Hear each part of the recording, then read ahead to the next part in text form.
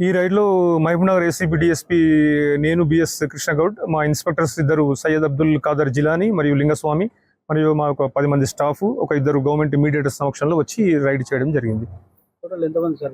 వనపర్తి జిల్లా కొత్తకోట మండల్ నిర్వెన గ్రామానికి చెందిన ప్రవీణ్ కుమార్ అనే వ్యక్తి గత 4 సంవత్సరాలుగా ఎలక్ట్రిసిటీ కాంట్రాక్టర్గా పనిచేస్తున్నాడు. వాళ్ళకు సంబంధించిన వాళ్ళ బంధువు పి లక్ష్మీనారాయణ అని చెప్పేసి కొత్తకోట మండలం పాలెం విలేజ్ దగ్గర సర్వే నెంబర్ 94/1లో ఒక 3 ఫేజ్ ట్రాన్స్ఫార్మర్ కోసం అతనికి అవసరం ఉండే. అతనికి కొత్తగా సిఎంఆర్ అంటే ఆల్రెడీ సిఎంఆర్ రెస్టారెంట్ అని చెప్పి ఒక హోటల్ నడుస్తుంది, డాబా, దానికి అవసరం ఉండే ఈ 3 ఫేజ్ ట్రాన్స్ఫార్మర్.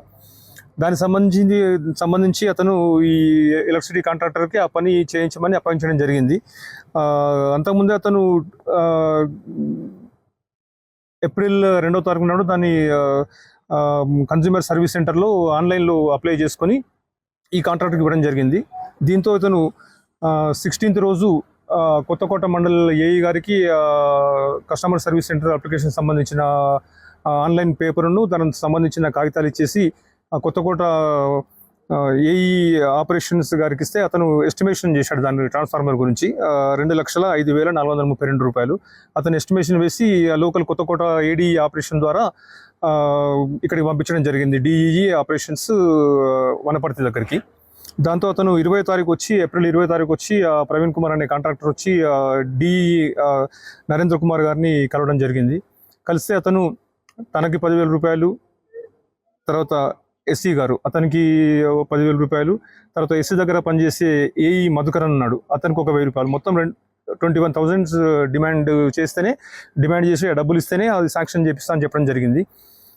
దాంతో అతను మళ్ళొకసారి అతను రిక్వెస్ట్ చేస్తే అతను 10,000 అట్లే ఉంచి ఎస్సీ గారికి 8,000 ఇవ్వండి, ఏఈ గారికి 1,000 ఇవ్వండి, మొత్తం 19,000 ఇవ్వమని చెప్పడం జరిగింది. దాంతో అతను మా ఏసీబీ ఆఫీస్కి వచ్చి కంప్లైంట్ చేయడం జరిగింది. దాని తర్వాత ఈరోజు దానికి సంబంధించిన డబ్బులు రెడీ చేసుకుని ఆఫీస్కి వస్తే మార్నింగ్ మేము ఎఫ్ఐఆర్ కేసు రిజిస్టర్ చేసి ఈరోజు సాయంత్రం మధ్యాహ్నం టైంలో ఇక్కడ రావడం జరిగింది.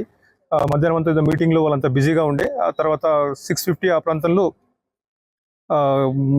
ఏఈ మధుకర్ ఆ డబ్బులు కూడా ఒకసారి ఎస్సీ గారిని వెళ్ళి కన్ఫర్మ్ చేసుకుంటే కూడా ఏఈ మధుకర్కే ఇవ్వమని చెప్పడం జరిగింది. దాంతో ఇవాళ మధుకర్ 9,000 తీసుకున్నాడు, అంటే 8,000 ఎస్సీ గారికి, 1,000 మధుకర్కి.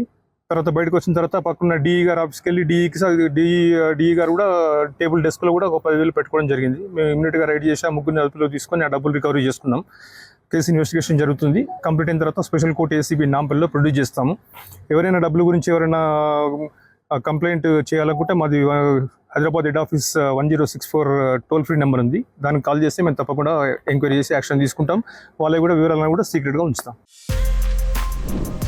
For more videos like this, subscribe Big TV channel.